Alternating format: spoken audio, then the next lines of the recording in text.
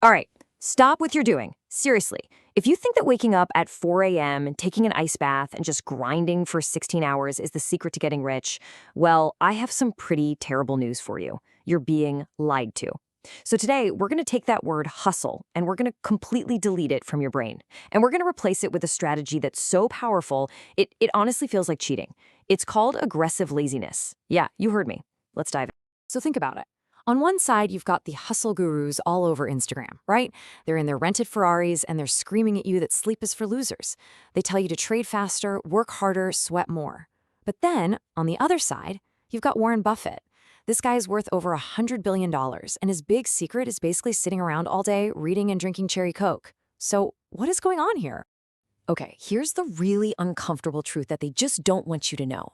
In the world of investing, more effort often destroys your reward.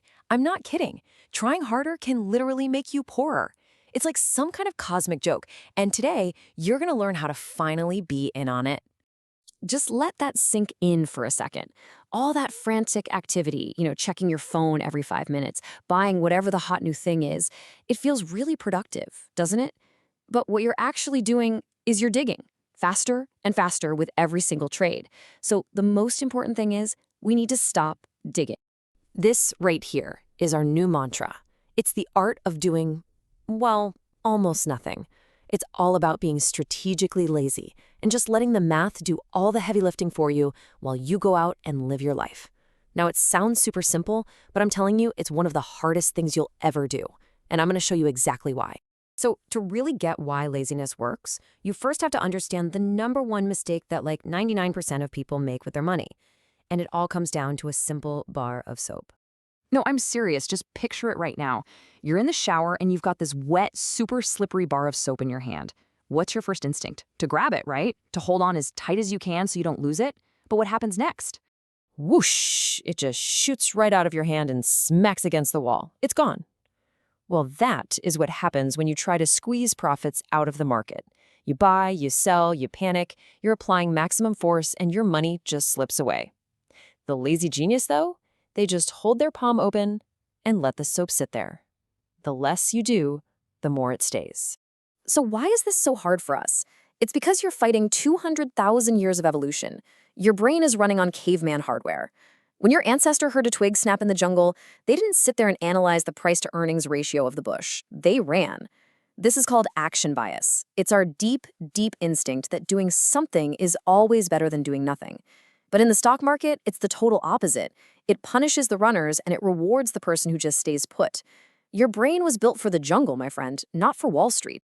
So how in the world do we fight back against our own DNA? Well, luckily for us, Buffett has come up with some amazing mental cheat codes. These are simple but really powerful tools designed to force you to be lazy and disciplined, even when that caveman brain is screaming at you to do something really, really stupid. Okay, here's the first tool, and it is absolutely brilliant. Buffett calls it the punch card rule. Just imagine you get this special ticket, and it only has 20 punch holes in it. Every single time you make an investment, boom, one hole gets punched. And once all 20 are gone, you're done. You can't invest ever again. Now, how would that change the way you behave?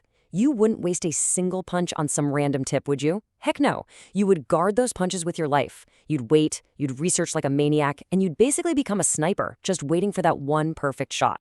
You know what's really interesting about this next one? It's how simple it is. Buffett has this imaginary box on his desk, and it's labeled too hard. Crypto? Throws it in the pile. Complicated biotech? Straight into the pile. See, he's not being lazy in a bad way. He's being incredibly disciplined. He understands what he calls his circle of competence, the stuff he knows inside and out. Anything outside that circle, it goes right into the too hard pile. He ignores 99% of everything because he's not trying to be a genius. He knows you don't get bonus points for difficulty. And this leads us to the fat pitch idea. It's a great analogy. In baseball, if a good pitch comes by and you don't swing, well, that's a strike. You're penalized. But investing is the only game in the world where you can stand at the plate forever, watch thousands of pitches go by, and just wait. You wait for that one perfect, slow, giant pitch right down the middle, and only then do you swing with everything you've got. But hey, even when you pick the absolute right investment, there's this villain who's always trying to sabotage you. A villain that lives inside the market itself and just loves to mess with your head. Buffett gave him a name, Mr. Market. So imagine your business partner, Mr. Market, he's completely bipolar. One day, he is totally manic, kicking down your door, screaming, "Our business is a masterpiece. I'll buy your half for $1,000. But the very next day, he's depressed, sobbing, "It's all hopeless. You can have my half for $500. Now, the busy fool tries to predict his moods. The lazy genius, they just ignore him, unless, of course, he offers a price that is so ridiculously low, like on a depressed Tuesday, that it's an absolute gift. So the really crucial point is this. Success in this game has almost nothing to do with your IQ. It's all about your stomach. It's about having the emotional discipline to just yawn when Mr. Market is having a complete meltdown. It's about controlling that caveman urge to just do something. Let's look at a real-world example of this in action. Meet Jack and Jill. Jack is super smart. He works really hard. He's constantly buying and selling, trying to time the market perfectly. Now, Jill buys the exact same thing as Jack, but then she falls into a 20-year coma. When they both wake up, who do you think is richer? It's not even close. Jill, the lazy one, absolutely crushes Jack. Why? Because Jack kept paying fees and taxes with every single trade. He kept stopping his little snowball of compound interest just to try and reshape it. Jill, on the other hand, just let hers roll down the hill, completely untouched, until it became an avalanche. This brings us to an even bigger idea. We've been talking about tactics, but what's the actual goal here? Most people, it turns out, are playing the wrong game entirely. They're out there trying to hunt for money when they should be growing it. A hunter has to run around and chase butterflies with a net every single day. If they stop, they starve. This is what we call active income. It's you trading your time for money. But a gardener builds a beautiful garden, and then they just sit back and the butterflies just come to them. That is wealth. It's having assets that work for you so you don't have to. This is so, so important. Forget about a specific dollar amount. True wealth is freedom. It's the number of days you can live your life exactly how you want to without having to trade a single second of your precious time for a paycheck. And this lazy strategy, it's the only one that actually buys you this freedom. Okay, so we've talked about the mindset, the tools, and the ultimate goal. So how do we put all this together into a simple, unbreakable system? I'm going to give you your playbook right now.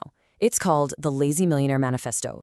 But first, let me just prove to you once and for all that brains do not matter here.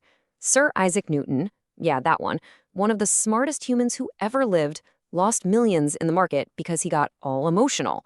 Meanwhile, Ronald Read, a janitor, died with $8 million. And you know what he did? He bought boring stocks, and then he did absolutely nothing. He was lazy, he had the right temperament, guts beat brains every single time. So here they are, your rules for the Lazy Manifesto. Number 1, be lazy with your decisions. Remember that 20 punch card. You gotta force yourself to be incredibly picky. If it's not a heck yes, it's a no. Simple. Number 2, be lazy with your activity. Make it hard to trade. Go on, delete the app from your phone. That little bit of friction is your best friend against that caveman brain. And number 3, be lazy with your ego. You do not need to chase crypto or find the next hot stock. Boring is beautiful. You're a gardener, not a hunter. Always remember this. The hustlers and the so-called geniuses are always trying to jump over these 7-foot hurdles. They want to solve some super complex puzzle to prove how smart they are. But Warren Buffett, he looks for the 1-foot hurdles that he can just step over. He actively avoids difficulty. He buys companies that make ketchup and candy and soda because they're simple, predictable businesses he can actually understand. He's not trying to win a Nobel Prize. He's just trying to get rich. You don't get extra points for difficulty. So, I'll leave you with this question. The whole hustle strategy. It might build you a beautiful golden cage. A high salary that just traps you into working forever.